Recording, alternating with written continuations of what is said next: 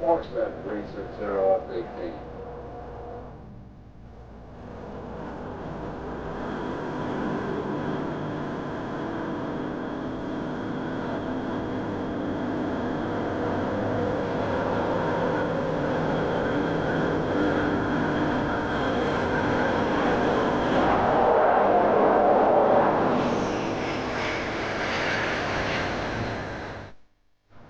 An aircraft carrier.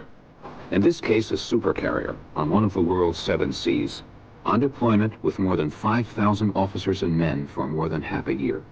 A self-sufficient, fast-moving, floating airbase, remarkable for that.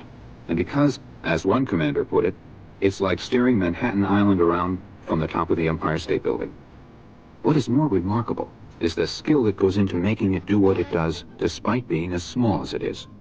A veteran pilot described the flight deck as O'Hare and Washington National Airports at peak hours, squeezed into a few basketball courts. A tight and dangerous environment in which inches or inattention can mean catastrophe. But, he added, think of it also as the most formidable floating weapons system ever devised.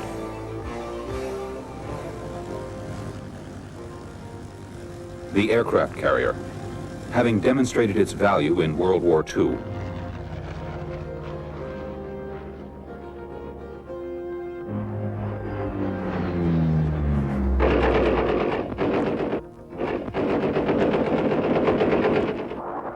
and in the years to follow. In Korea, Vietnam,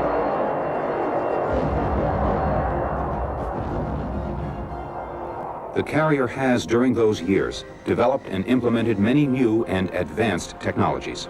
Nuclear power has given the carrier unlimited range and mobility. The canted or angled deck, first explored by the British and introduced into the U.S. Navy in 1952, and now employed on all aircraft carriers, has substantially improved the flight deck efficiency and the safety for pilots and flight deck personnel. No longer does a pilot have to face parked aircraft as he lands. A missed arrestment now is no more than a touch and go. The steam catapult, another British invention, has increased launching power over 6 times that of the old hydraulic systems, thus effectively increasing the complement of aircraft that can be carried aboard, together with increasing the strike power of the heavier type of aircraft that can now be launched. The landing signal officer guiding an approaching aircraft onto the deck with paddles has been replaced by a variety of more sophisticated technologies, such as the Fresnel Optical Landing System, or meatball, and the landing signal officer's heads-up display console, which can give quick and precise guidance information to the pilot of an approaching aircraft under any light, weather, and sea conditions. And what all this technology has achieved is the most concentrated offensive airborne firepower from an airbase at sea. This is the home of the carrier's air wing of more than 75 airplanes, 9 or 10 squadrons, each with its own type of aircraft, each with a distinct offensive or defensive role to play.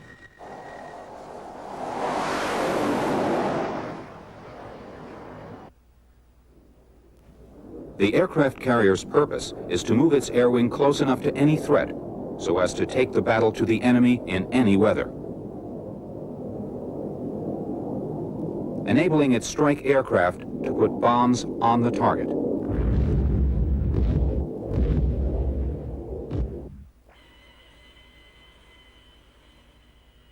And to allow its interceptors to reach and get the jump on hostile platforms.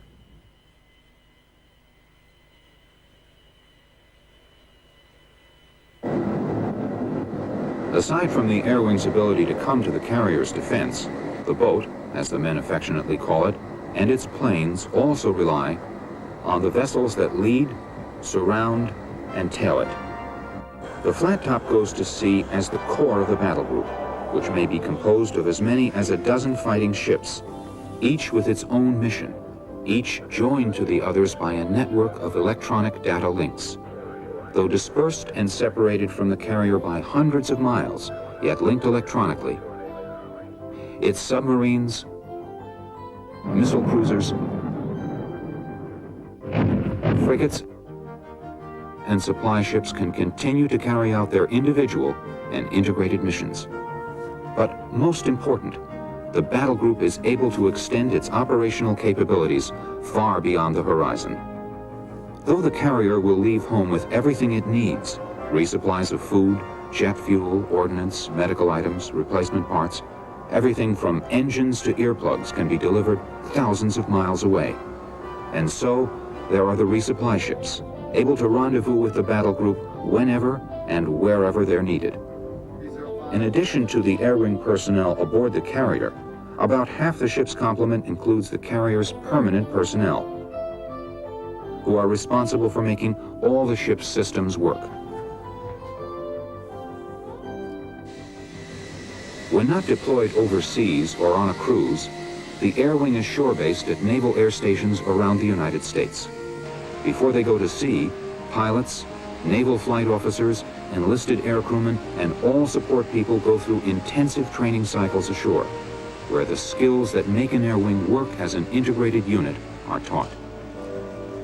Simulators for each aircraft make it possible for air crews to become proficient with everything from cockpit procedures to nighttime carrier landings to sophisticated combat maneuvers conducted in incredibly realistic environments.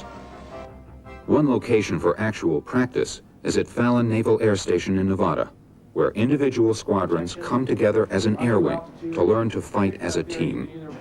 The closest to the real thing is practiced against squadrons of different type aircraft, simulating enemy fighters, flying enemy tactics.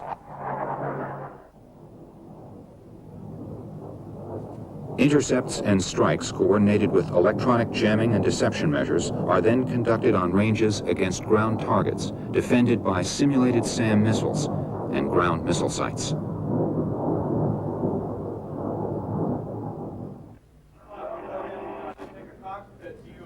The results are then critiqued with the help of the Cubic Corporation's real-time visual display of who made it and who didn't.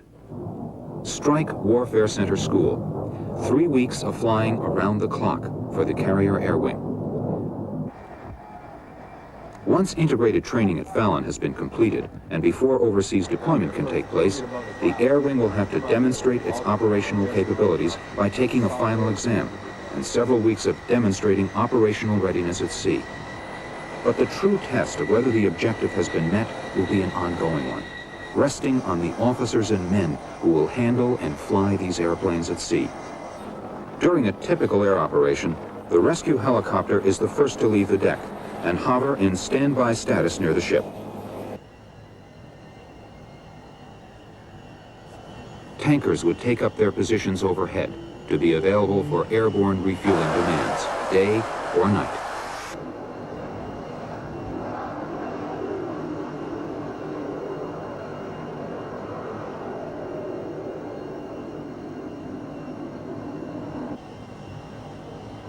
In a mission requiring fully integrated support, the E-2C Hawkeye, with its all-seeing radar rotodome, would be up and on station to keep a far-ranging eye on any air or surface threat hundreds of miles away from the battle group, and using voice or silent data link transmissions, vector the fleet's fighters to intercept and neutralize any danger.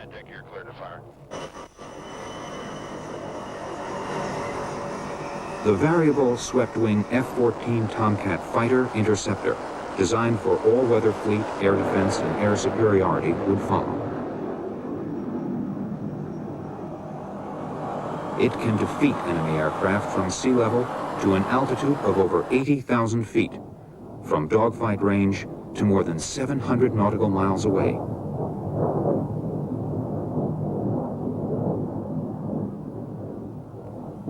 One of its prime missions is to destroy enemy bombers before they get close enough to launch their cruise missiles.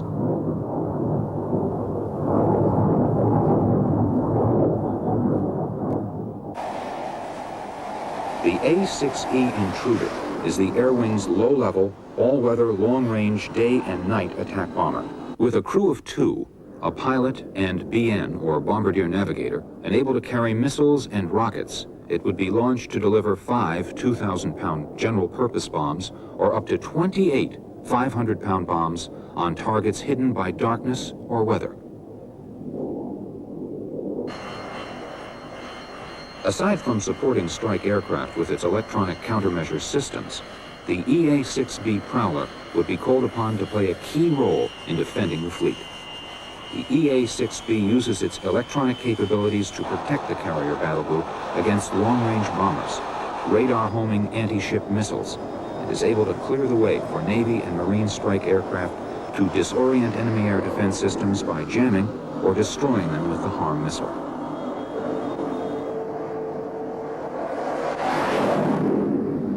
The A-7 Corsair is the Air Wing's light attack strike day bomber and close air support aircraft. It can carry air-to-air and air-to-ground missiles, general-purpose bombs, and is outfitted with a 20-millimeter cannon. It is in the process of being replaced by the multi-mission FA-18 Hornet Naval Strike Fighter, now joining Carrier Air Wings, a high-performance, multi-mission, single-piloted aircraft. A balance of high aerodynamic performance, digital avionics, and high reliability and maintainability make it an effective replacement for the F-4 Phantom and the A-7 Corsair.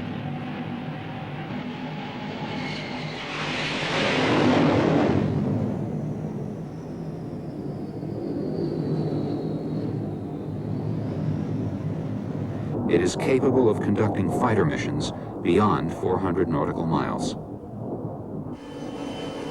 The S-3 Viking has a crew of 4 and can attack submarines at long ranges under all weather conditions. The S-3 can also lay mines, attack ships over the horizon with its Harpoon missile, and refuel other air-wing aircraft using a buddy store. It carries 60 sonobuoys and can range 1,000 miles for more than 2 hours without refueling. The 4-man SH-3 Sea King twin-turbine powered helicopter with its dipping sonar can detect, identify, track, and destroy enemy submarines, as well as perform search and rescue missions and cargo transfer operations. And there's the COD, Carrier Onboard Delivery, a long-range transport roomy enough to deliver jet engines, critical spare parts and personnel, as well as pick up and deliver the welcome mail from home. While some carriers may differ in structure and layout, the focus of all carrier operations is here on the roof, or flight deck, with its 4 steam catapults to shoot aircraft off the end of the deck with enough velocity to allow them to fly.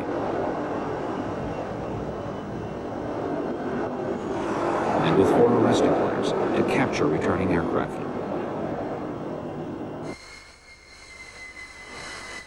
All of it watched over, presided over, some say owned, by the man in the yellow shirt, the air boss, who is a commander and veteran pilot, who now serves as a kind of ground and air traffic controller, airport manager, and key safety officer, all rolled into one. He's assisted by a similarly qualified aviator known as the mini-boss. Air crews, in fact, all hands look to the air boss as the officer with the final responsibility for safely launching and recovering all aircraft. His commanding view is some 140 feet above the sea, in a glass and steel enclosed bubble known as PRIFLY, or Primary Flight Control, which for greater visibility protrudes from the ship's towering superstructure. Commander Greg Southgate is the air boss on the USS Constellation. His short definition of his job, to ensure that things are done by the book. Here is I have a very large communications suit that enables me to talk to all the people I have to talk to, including the aircraft, obviously, to do all this coordination. And I also have a lot of windows to watch the deck and to see the way we do things, to make sure it's safe, to make sure that we're not going to run one airplane into another. We work in very, very close quarters with our aircraft.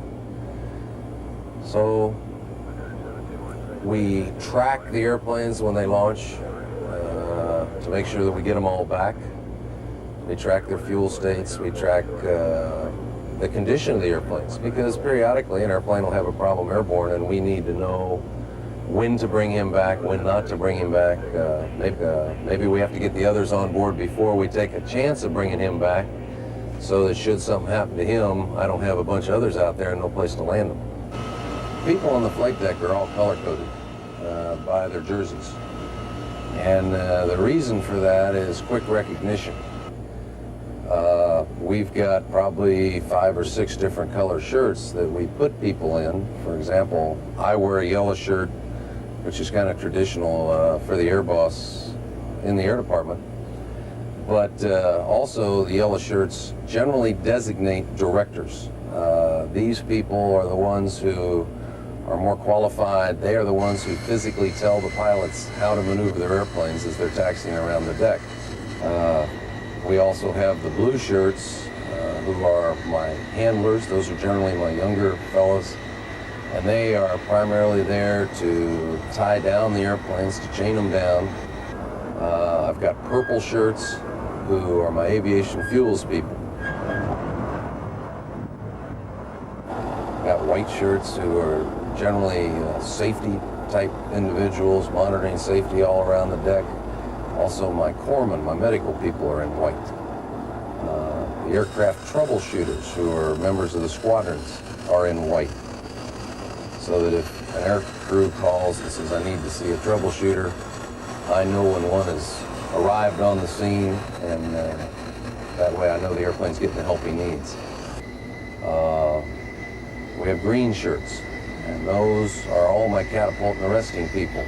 Resting gear folks are all in green shirts, and as are most of the squadron technicians. But the bottom line reason for all that is so that we can quickly identify and designate who should be where.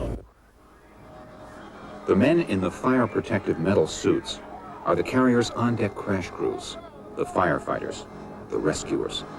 The people in red move and service the bombs and missiles and other armaments. Those wearing brown jerseys and frequently seen on the ladders leading to the cockpits are the plane captains. The cycle of taxiing, positioning, catapulting, recovering, maintaining, fueling, and parking aircraft on the carrier requires precise logistical controls. Here in flight deck control, all the wing's aircraft in scaled miniature form with applied symbols denoting maintenance, armament, and fuel status are positioned and moved to replicate the position and movement of the real ones in the hangar bay, on the deck, and recovery and launch. The flight deck can be highly dangerous. Because of the high noise level on the flight deck, communication is coordinated by a series of unmistakable hand signals. The daytime launch sequence, for example, can be understood through these very firm commands.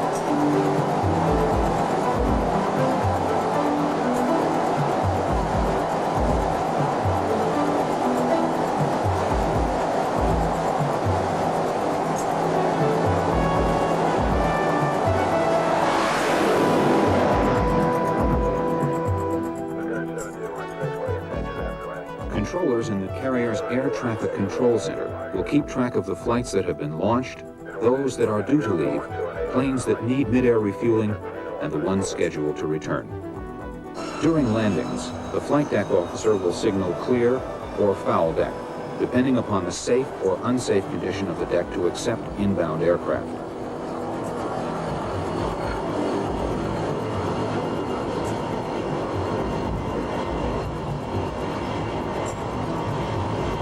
In this case, the airplane has taxied off and the deck is clear, as indicated by the green light at the end of the runway.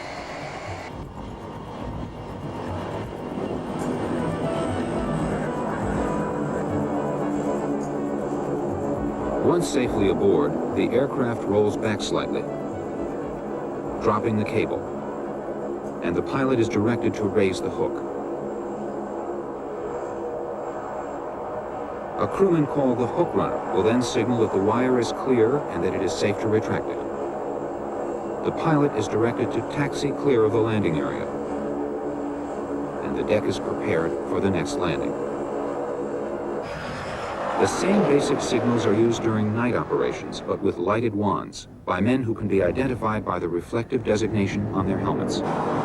This rapid but well-organized sequence of activities requires detailed training and many closely monitored rehearsals. The new crew members learn their jobs by the numbers, learning when, where, and how to move in this dangerous environment, here on the flight deck.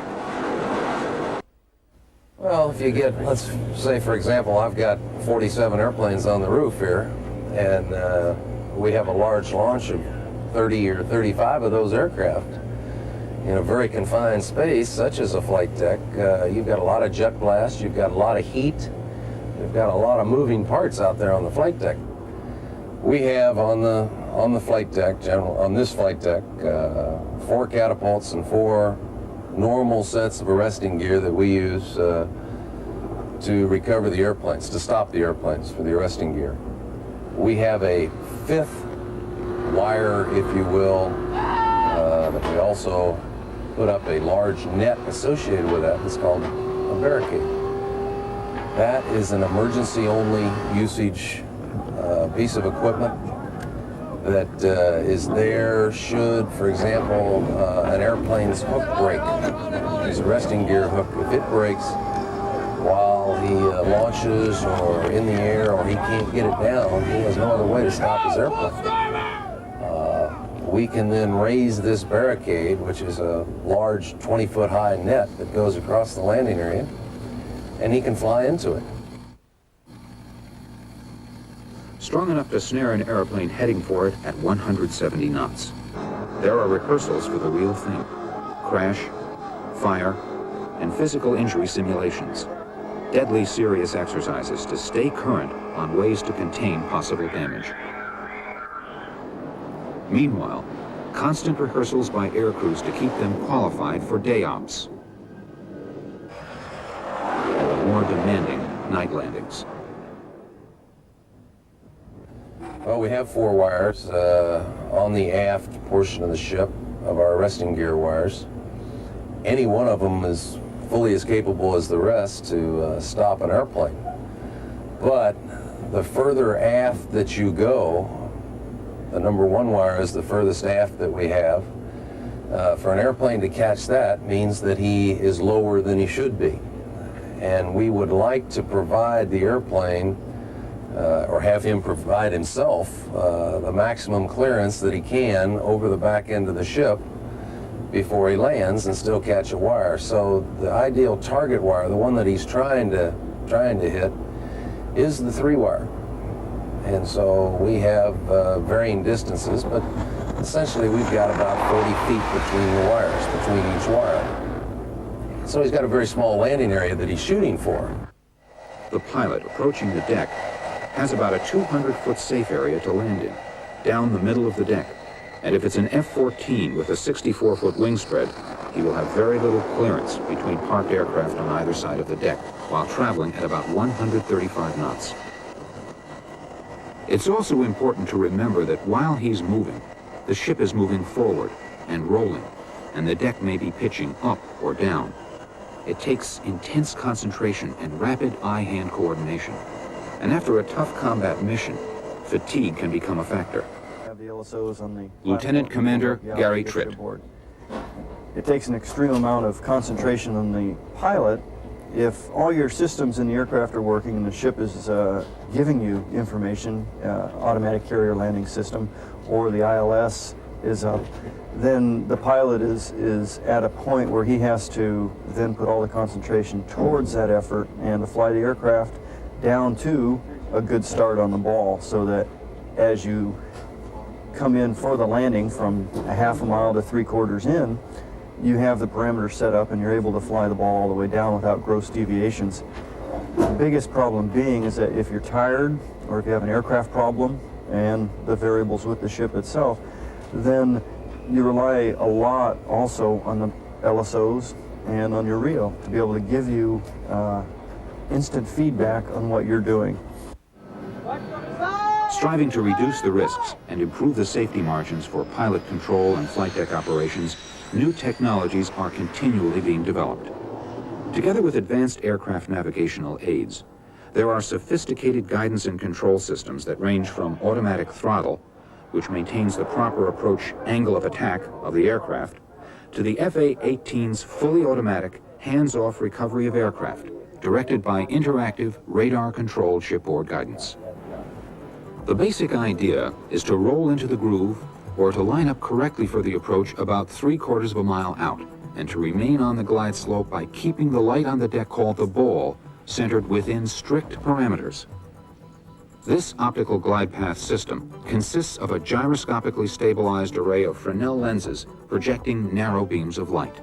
The pilot flies the desired glide path by keeping the yellow ball level with the green reference lights. He also has to keep his aircraft lined up with the center of the runway while maintaining the precise angle of attack, assuring the correct airspeed. If he is above the desired glide slope, he will see the ball above the green lights and must correct to lower his glide path. If he's low, he sees the ball below the green lights and corrects to increase his glide slope.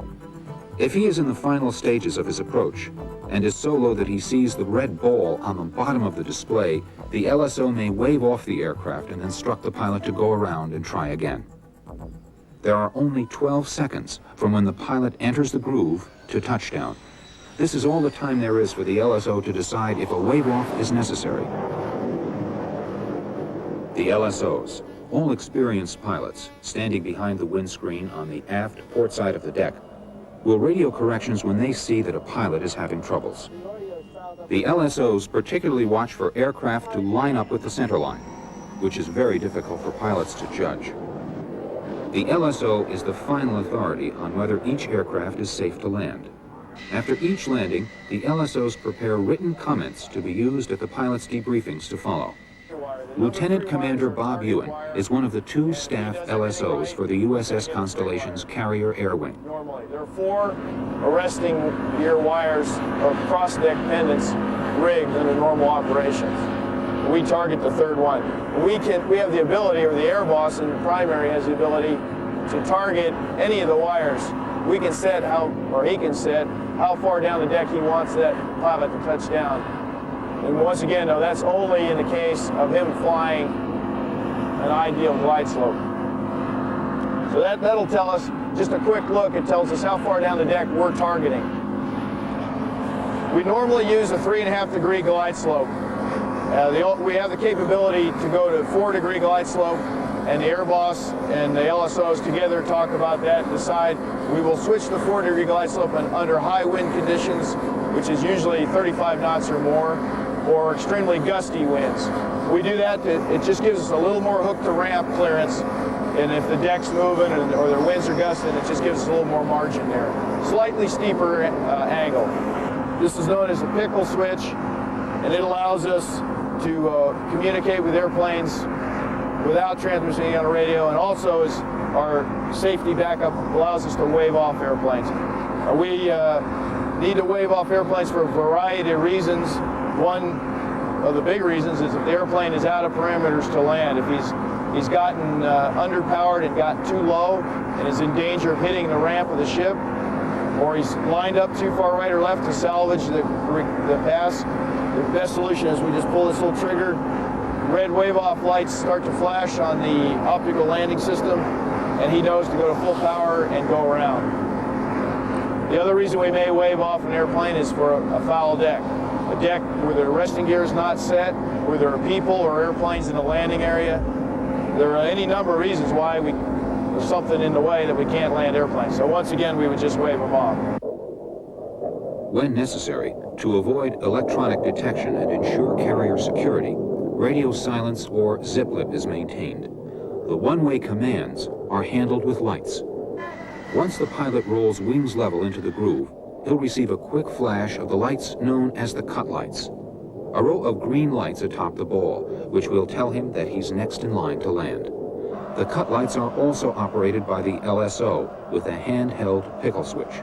Should the inbound pilot need to add power, the cut lights will be held an extra second or 2, indicating the need for additional power. In bad weather or at night, Sophisticated equipment coupled with a heads-up display allows the LSO team to see a presentation of the approaching aircraft before it breaks into the clear. The plat screen, which displays an image of the approach from the centerline perspective, will reveal whether the plane is drifting right or left just before touchdown. Stored on tape, this information is available to be played back to the pilots during their debriefs. Full power is always applied on landing, just in case all the wires are missed and the aircraft must pull up and go around, which is referred to as a bolter. This will allow the pilot to come back and make a landing instead of dumping himself, his crew, and a $30 million airplane into the sea. It is agreed by those who know that night landings, or night traps as they're also called, are extremely difficult because of the loss of visual references. There's no horizon, and you can't see the deck. And yet, as the air boss puts it, everyone seems to get quite good at it. But according to one veteran pilot, everybody has a night in a barrel. Vertigo in flying at night is a very prominent problem. A pilot has to rely on his instincts and his training to fly the aircraft by instruments. Believe what you see and not what you feel. The biggest problem that will occur is that guys will then begin to they feel that they're in a left-hand turn, they don't believe the instrumentation that they see in front of them, and they may try to correct. Henceforth, they get themselves in a lot of trouble. And then there is the weather. Heavy winds and rough seas, sleet, snow, ice, and men in airplanes on a slippery deck. He calls you at Lieutenant Mike Bouvier. Should break out, and he say, okay, you're at 3/4 of a mile, call the ball, which is a key to transition to a visual scan, and the LSOs at that point pick you up visually and start talking to you. Well, at 3/4 of a mile, he said, call the ball. I looked out, and there wasn't no ball because, in fact, I was still in the clouds. So I waited, and I'm still flying. This is about the last 15 to 20 seconds of flight. I'm waiting a number of seconds and I'm still flying the needles down to the minimum altitude, and I still don't see anything. Finally, about the time I'm going to add power and take it around, the LSOs say paddles contact, which means they see me, even though I don't see the ship. They see my landing light. They say paddles contact, little right for lineup, little power back on. So they're giving me some call before I can see the ship. My heart's going at about 400 beats a minute, of course, at this point. And about 3, 4, 5 seconds later, I finally start to see something. I break out, which means I get clear of the clouds and see an outline of the ship, pick up the meatball, which is my saving grace there, and I make a last-minute play for the deck. I can't see any of the lineup because the snow's falling on the deck and melting and creating like a shimmering effect to where the landing area is not illuminated. But I see a couple airplanes on the left and a line of airplanes on the right and kind of go, well, this is about right. I get it aboard, catch a 4-wire, but that was probably the toughest landing I ever had. Well, periodically when we're recovering airplanes, for whatever reason, an airplane does not get aboard when he should. He's not able to catch one of the wires, or the deck may not be ready. Well, fuel is obviously a critical factor in the equation. A strict procedure is enforced for carrier aircraft regarding fuel. Weather permitting, a tanker is kept in the air at all times during flight operations. If an aircraft has made several unsuccessful attempts at landing and is running low on fuel, it will be sent up to the tanker to refuel. In operational areas where land bases are within range, one base is designated as a divert or bingo field. But even with an airborne tanker, there isn't always a bingo field in range. Under these conditions, known as blue water flight operations, the only alternative to a normal landing is a barricade arrestment or ejection. Once everyone's back on board, the LSO visits each ready room and critiques each pilot's performance. The LSO's written comments are presented at the routine debrief, and a greenie board denoting individual grades are kept posted in each squadron's ready room, and is a matter of great pride to the pilots. No punches are pulled. Rank has no privileges here. The flight deck. Day and night operations. What is equally impressive is the work that goes on below the deck. The people who are responsible for making the carrier self-sufficient live and work down here, below the flight deck, in the workstations and in hangar bays large enough to contain half the aircraft in the air wing. Airplanes are serviced and problems diagnosed here, and get fixed and sent back up to the flight deck on the 4 elevators. And it goes on 12, 16, sometimes 18 hours a day, 7 days a week. Directly below the catapult, there are the highly trained men who adjust steam catapults to the pressure required for each type of aircraft and each specific weight. And aft, there are the 4 operators, one for each arresting gear, trained to set the tension on the arresting wires to match the weight and speed of the specific aircraft about to be recovered. The purpose and focus of all this human effort and state-of-the-art technology is to enable the carrier battle group to perform its assigned mission. And what is most impressive, this airbase works because of a concentrated attention to detail practiced by everyone who's involved. About a 50,000-pound cat shot. That's A mission will begin with air wing briefings in each squadron's ready room 2 hours before the launch.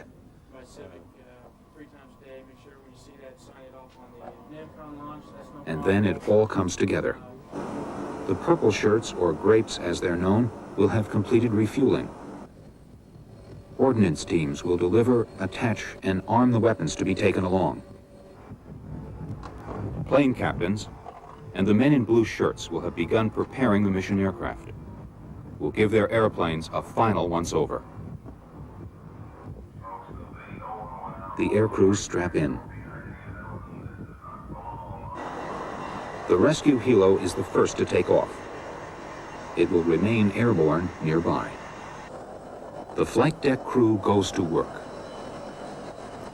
The takeoff weight of the airplane heading for the catapult is shown to the pilot and to the cat officer for corroboration. The cat pressure is set to correspond to the weight demand. Hand signals move the launch forward. Aircraft are tensioned on the catapults by engaging the launch bar into the catapult shuttle, which, when the correct steam pressure is reached, will snap off the retaining link and drive the aircraft forward at launch speed. The speed of the launching sequence becomes important. An airplane is launched within every 90 seconds off the same catapult. In other words, shoot one, load it up, and shoot another. That would be 26 airplanes in 20 minutes, using just 2 of the 4 catapults. Aircraft are launched and recovered in this alternating cycle for 12 to 15 hours a day.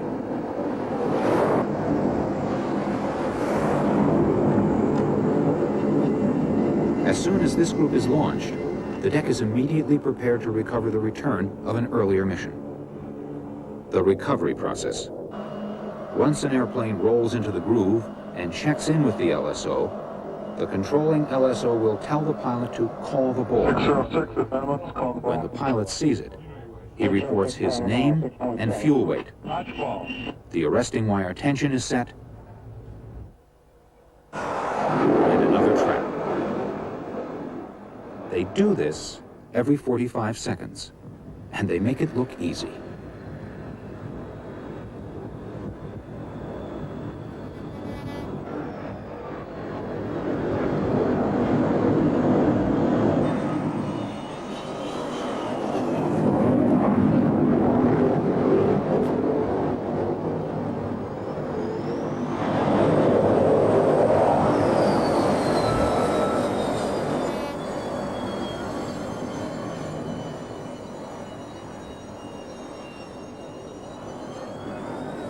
The air crews are quick to give credit elsewhere. As one BN, Bombardier Navigator, put it, you have to talk about the massive training effort that went into getting all the new flight deck crewmen up to speed.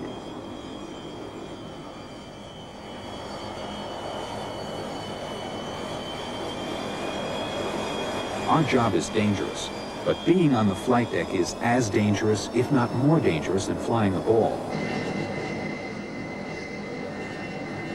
Long after we've left, those guys are still on the flight deck. Nothing would move without them.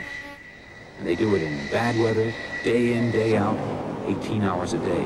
whether they're dog-tired or not. It just takes a tremendous individual.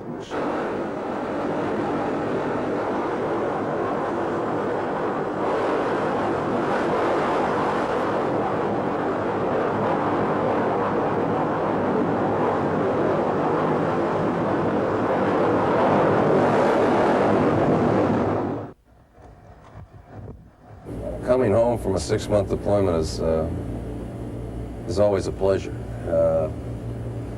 But at the same time, you look back on what you've done, what the mission was, and I think almost to a man on board the carrier, you recognize that we've done what we had to do.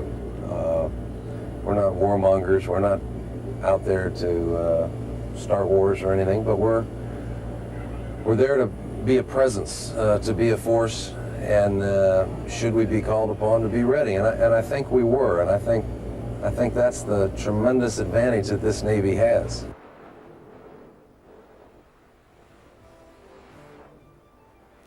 The carrier flight deck, the focal point of the carrier battle group.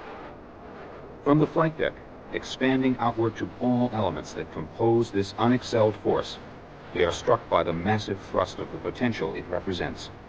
It demonstrates total mobility and controllable power that can be directed anywhere on the globe.